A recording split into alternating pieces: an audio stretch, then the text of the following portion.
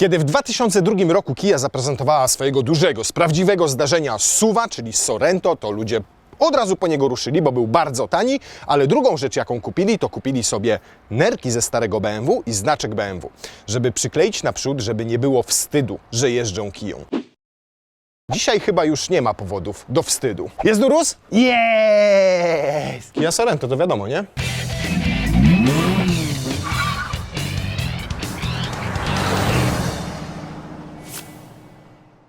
Nowa Kia Sorento jest pozycjonowana w segmencie tak zwanym D-SUV, ale tak naprawdę gabarytowo dużo bliżej jej już do segmentu E, ponieważ względem poprzednika urosła może tylko o centymetr, ale rozstaw osi powiększono aż o 3,5 cm, natomiast ten rozstaw osi jest o 12,5 cm większy na przykład niż w Toyocie RAV4 i tylko 8 cm mniejszy niż w Volkswagenie Touaregu, więc to naprawdę kawał dużego samochodu, ale mimo tego, że urósł, to jednocześnie go odchudzono o 80 kg. Taką wersję diesel versus diesel, bo to nie jest diesel i nie jest chudszy o 80 kg od poprzedniej wersji. Jest grubszy, a raczej cięższy o 80 kg, bo to jest wersja PHEV, czyli wersja plug-in. Kosztuje o 7 tysięcy więcej niż diesel i 27 tysięcy złotych więcej niż zwykła hybryda, ale dostajecie za to więcej mocy. Ponieważ podstawą jest tutaj silnik o pojemności 1,6 litra 1.6 TGDI, który ma 180 koni, ale tutaj pożeniono go dodatkowo z elektrykiem, który ma 91 koni i ponad 300 Nm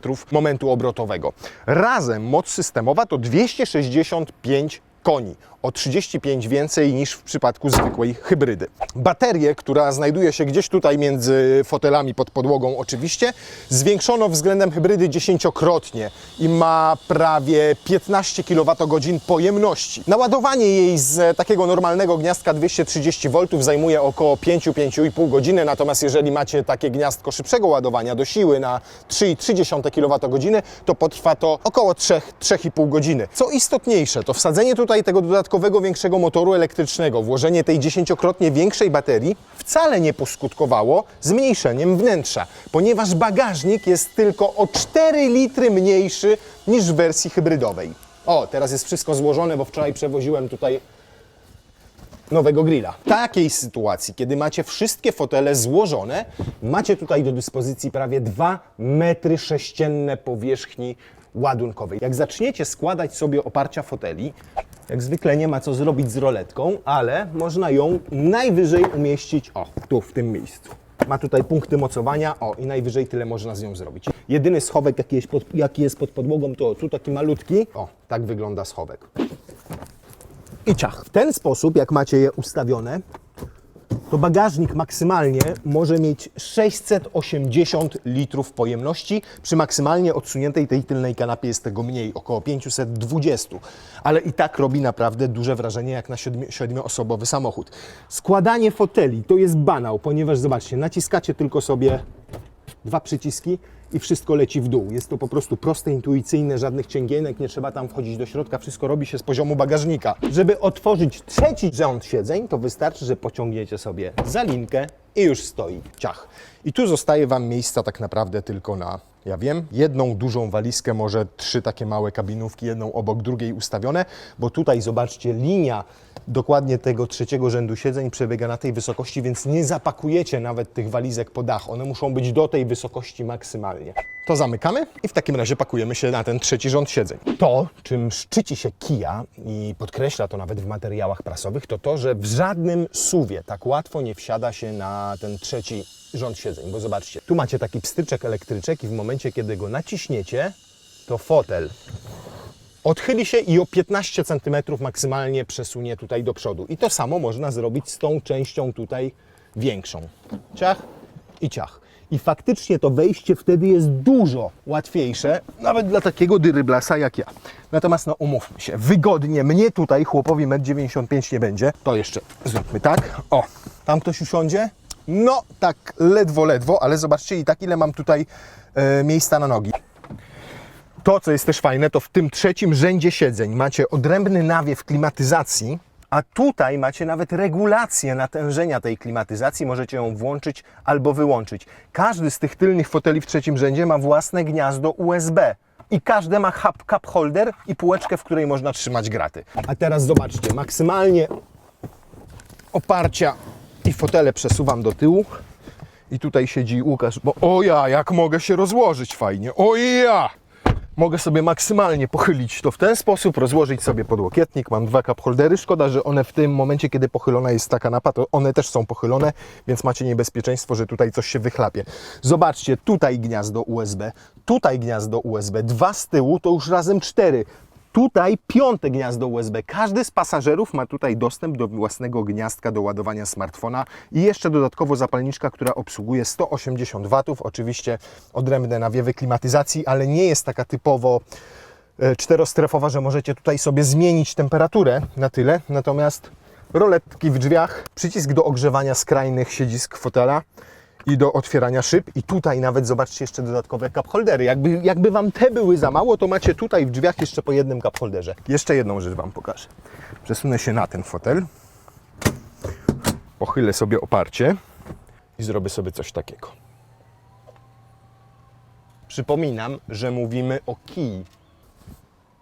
Zobaczcie, nawet ma podwójne kieszenie w oparciach foteli. No, nigdzie wcześniej nie widziałem takiego rozwiązania.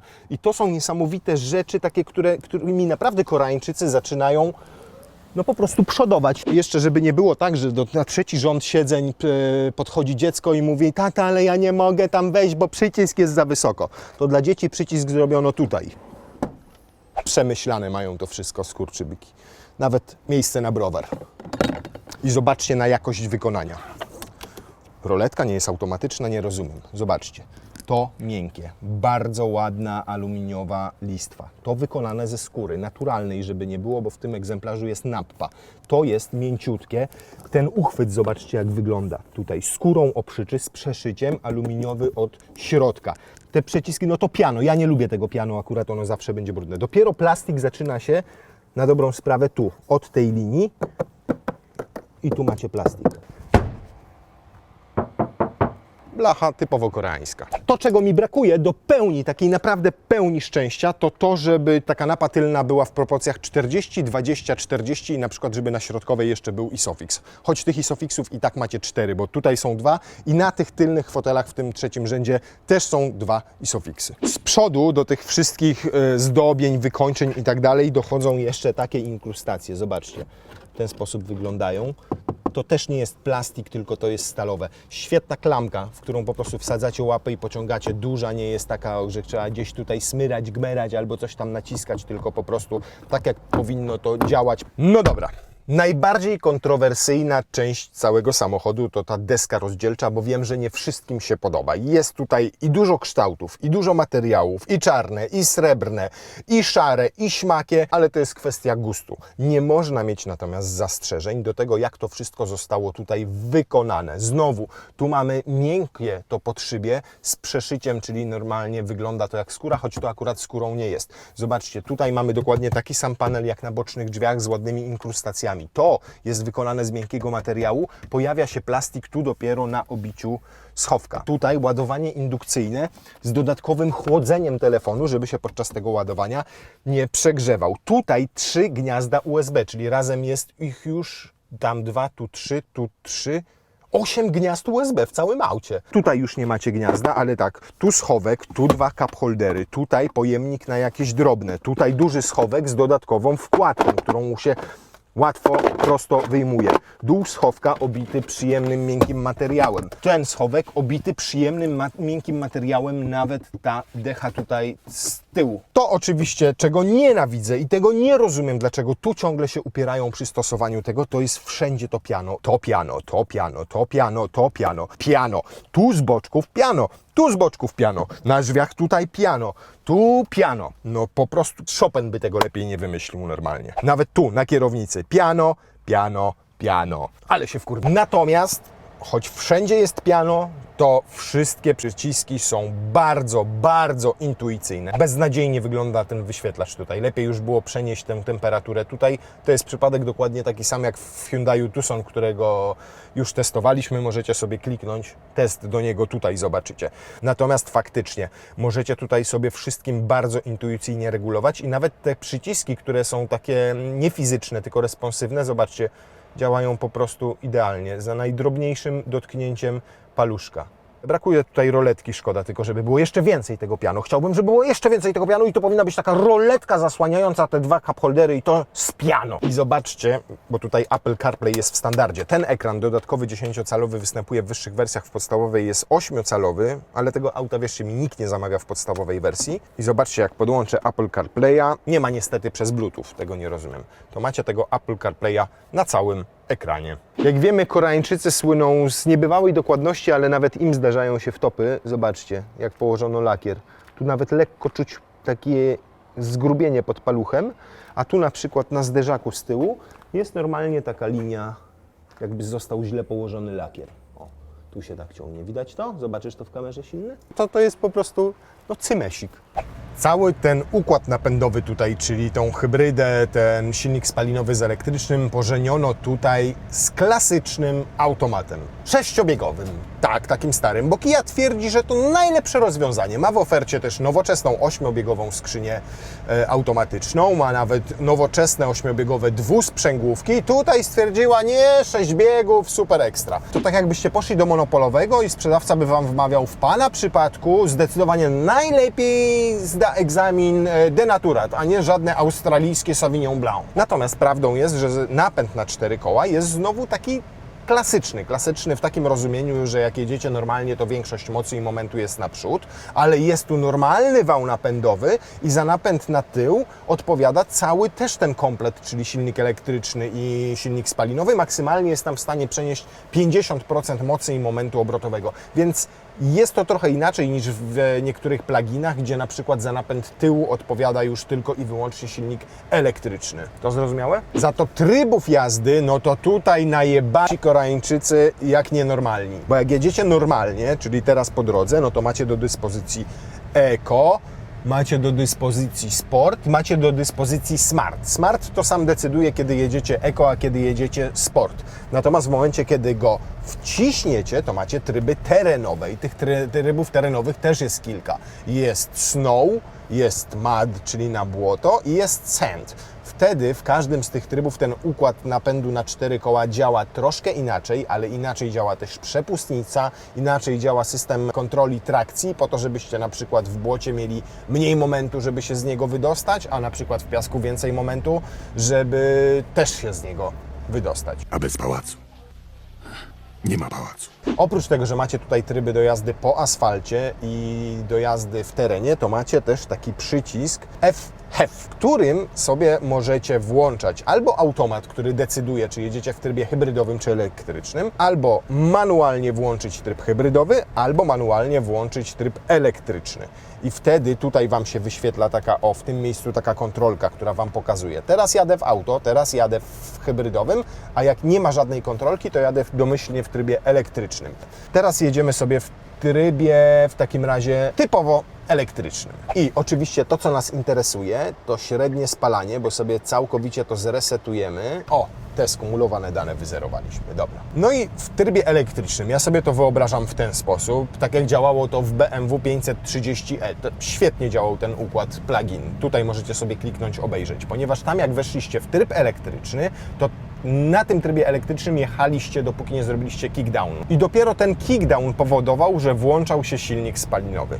Tu działa to trochę inaczej. Mocniej tylko wcisnąłem pedał gazu i mimo, że mam wymuszony tryb elektryczny, to on i tak włączył mi silnik spalinowy na chwilę.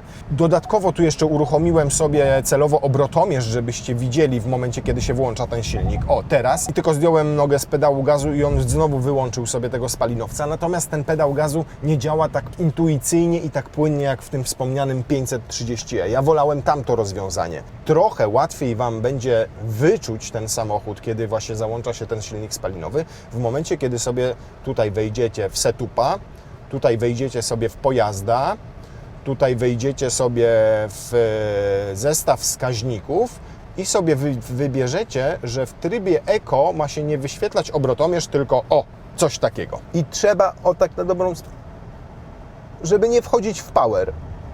Teraz weszliśmy w power i od razu się włączył silnik spalinowy. Czuć to załączenie się silnika spalinowego, bo macie taki przypływ mocy z elektryka, po czym czuć, że elektryk słabnie i dopiero włącza się ten silnik spalinowy, więc nie działa to tak super płynnie. Natomiast to, co jest bardzo zaskakujące, to czuć naprawdę od tych dolnych obrotów, że na tym elektryku on się super zbiera. Już nie przy 60, 70, 80 km, bo wtedy już ma za mało tej mocy. Tam jest tylko 91 koni mechanicznych. No i 300 Nm. Powyżej 60 to już to jest takie rozpędzanie się.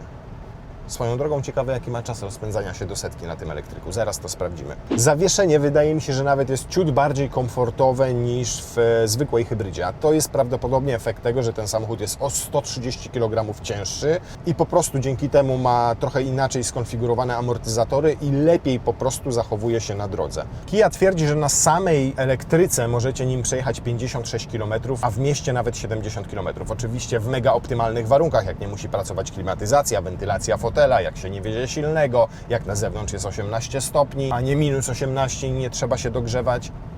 Ale to i tak całkiem przyzwoity wynik, bo pamiętajmy, że jeszcze 5 lat temu pluginy przejeżdżały 20-30 km i to było absolutnie wszystko. Natomiast na samej elektryce brakuje mu ewidentnie wigoru, szczególnie przy tych wyższych prędkościach. Nie zmienia to faktu, że i tak cały czas tymi bocznymi drogami jedziemy w elektryce. Przejechaliśmy, może niezbyt długi dystans, bo 6 km.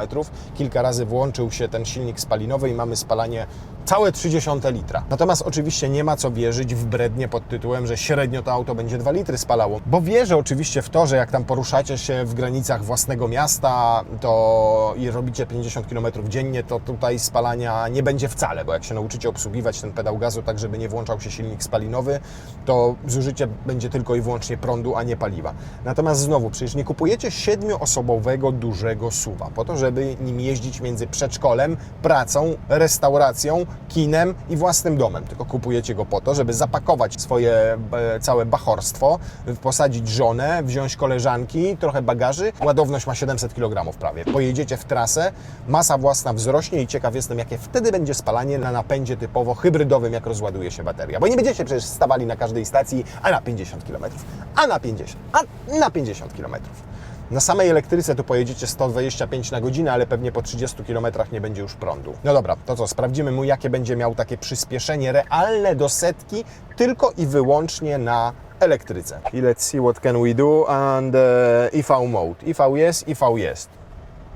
Oj, to już jest max tej elektryki. Jak przeciągnę w power, to już będzie po ptokach. O, 60 już jedziemy. 80! Tutaj już zawsze mieliśmy ze 160. Nie no, żartuję, nigdy się do tylu nie rozpędzaliśmy. Jest, 100! Yeah! W BMC było fajne to, że w ogóle tu nie musiałem patrzeć. Tutaj albo jedziecie na wyczucie, albo musicie obserwować ten wskaźnik tutaj, żeby nie wejść w power.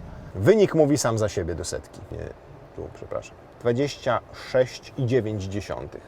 Czyli przyjmujemy, że 27 sekund. Tylko na elektryce.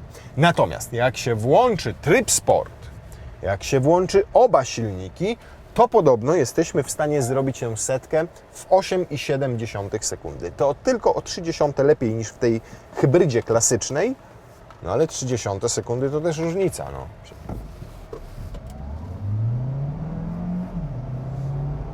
No i przy takiej właśnie bardziej dynamicznej jeździe czuć, jak kiepska jest ta skrzynia biegów. Po prostu gdyby nie te przestoje po prostu pomiędzy zmianą kolejnych przełożeń, to wynik byłby chyba sekundę lepszy. 9,2 sekundy. A nie, tak, 9,2, proszę. Próbujemy jeszcze raz. O, teraz tak jakby ruszył żwawiej.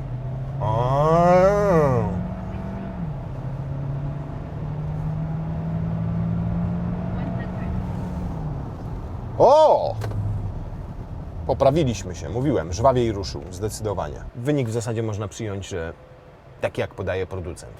A to w wersji takiej dopasionej, bo nawet mamy ciężki szklany dach. Już o silnym nie będę wspominał. Ani razu, obiecałem. A ty jesteś na diecie?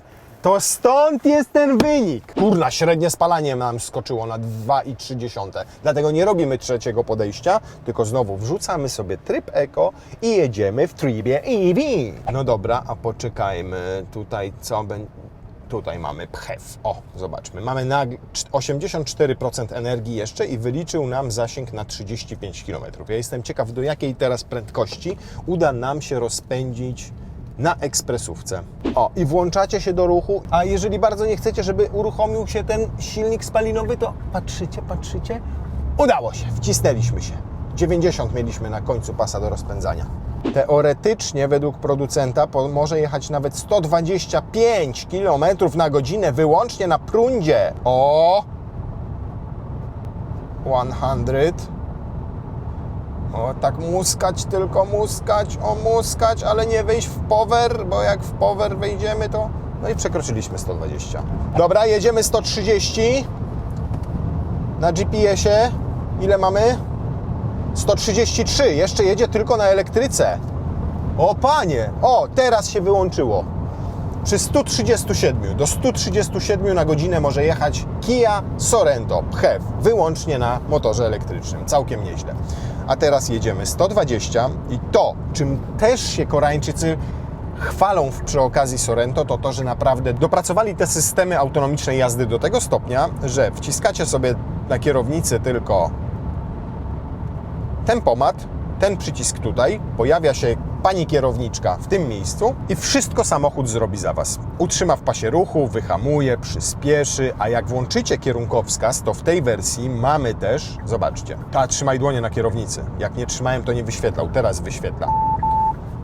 Obraz z kamery bocznej, która nie tylko ostrzega, ale również pokazuje, że zbliża się samochód z lewej strony. To samo dotyczy prawej kamery. O proszę, teraz mamy prawą w prawym. A ciekawe, jak włączę awaryjne, to czy z obu będzie widać coś?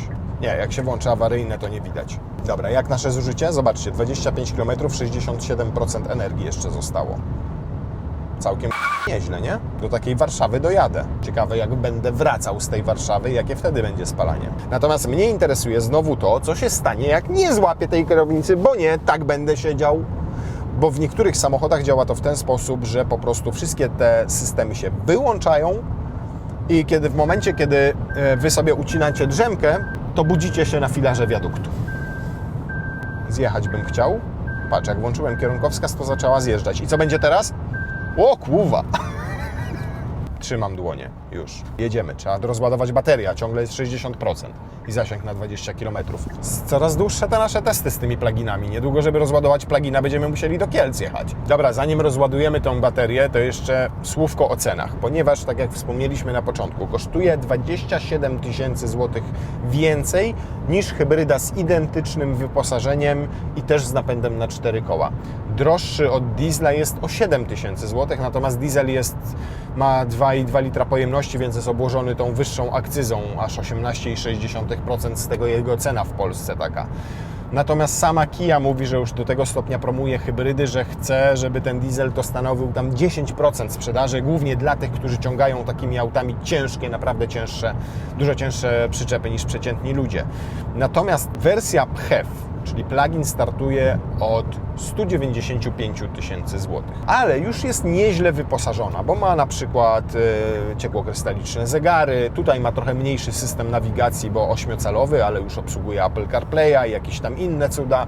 Ma oczywiście dwustrefową klimatyzację, te tryby jazdy, ten napęd na 4 koła, no jest już trochę w tym samochodzie, taka topowa, taka jak tutaj, kosztuje 260 000 złotych i ma już nappę na fotelach, wentylowane fotele, wyświetlacz head-up tutaj, wszystkie te systemy bezpieczeństwa, łącznie z obrazem z kamer, które znajdują się w lusterkach wyświetlanym tutaj na zegarach.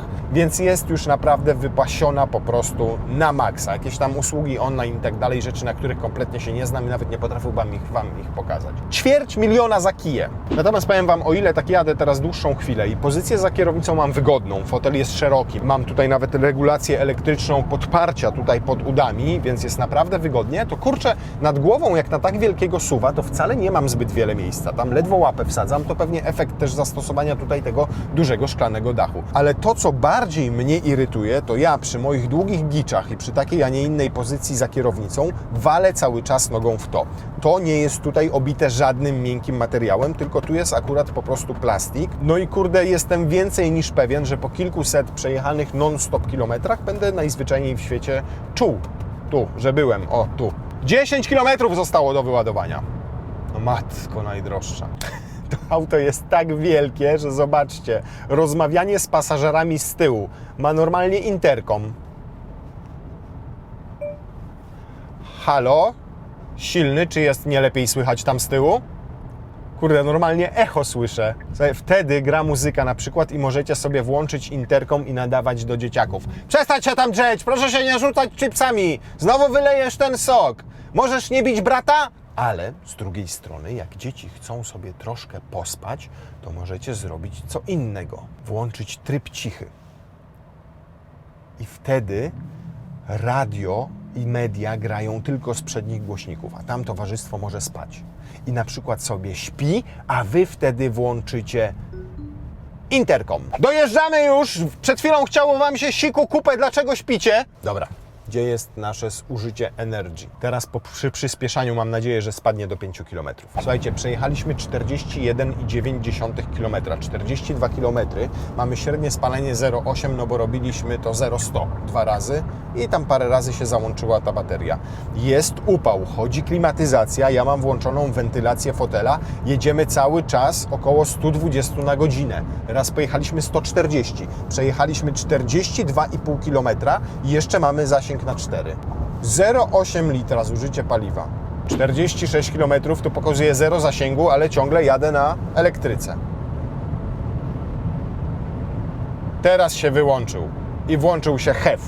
Dobra, wreszcie niski stan naładowania akumulatora i bardzo dobrze, ponieważ teraz zobaczymy. Tu macie teraz tak, 47 prawie kilometrów przejechane tylko i wyłącznie na prądzie, te dwa przyspieszenia, średnie spalanie 0,7. Zrobiliśmy to w 38 minut, dynamiczna jazda, nie mam pytań i uwag. Postęp jest gigantyczny, nawet biorąc pod uwagę PHEVy sprzed 5 lat. Teraz pytanie o to, jakie będziemy mieli zużycie paliwa w PHEVie, który jest cięższy od HEVa, który dźwiga tą baterię, który ma trochę więcej mocy, przy 120 na godzinę w trybie jazdy hybrydowej. Natomiast to, czego mi brakuje tutaj, to brakuje mi takiego trybu na przykład podtrzymania energii.